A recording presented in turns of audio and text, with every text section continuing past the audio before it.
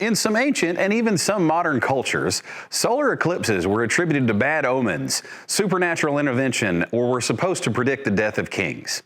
The tracking of solar eclipses has been traced all the way back to the 4th century BC, and with today's technology, we can track them hundreds of years into the future. Today in the studio, I have a special guest with me who also got his astronomy merit badge as a kid, and we will be talking about this week's solar eclipse. I'm Patrick Moats. Welcome to this week's Tech Byte. Tech Byte, sponsored by Epico's Comics, Cards, and Games. We're joined on this week's Tech Byte by fellow Eagle Scout, astronomy merit badge and weather merit badge holder, Austin Onick, who is also a chief meteorologist. So we're going to talk today about the solar eclipse. Austin, thank you for joining us. Obviously, the solar eclipses are not bad omens, and we can predict them. Didn't you tell me once that the Chinese thought that it was a dragon eating the sun? Lots of cultures, it was a very bad omen to have something like that happen. When something like that shows up and nobody knew it was coming, it's a very scary thing when you don't know what it is. But now science and astronomy allow us to predict these things, and it's a very glorious, amazing event. It's nothing to be afraid of. Okay, so tell us, what is a solar eclipse and what should we expect on Monday? An eclipse is where a celestial body like the moon or the earth goes between two objects. We had a lunar eclipse about a month ago where the earth went between the sun and the moon. So the earth's shadow got cast onto the moon's surface.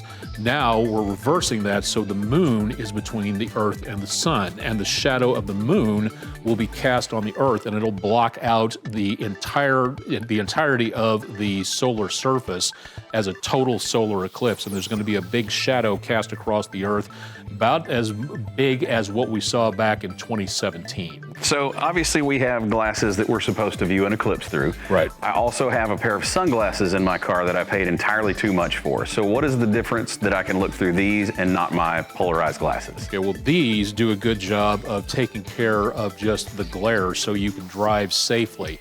These are not anything like this to block out or filter a lot of the sunshine right there. These, like welding glass, will protect your eyes from the intense glare of the sun. So photography has been my hobby. I'm an enthusiast, but I can't look through my camera at the sun. I need, obviously, some special filters.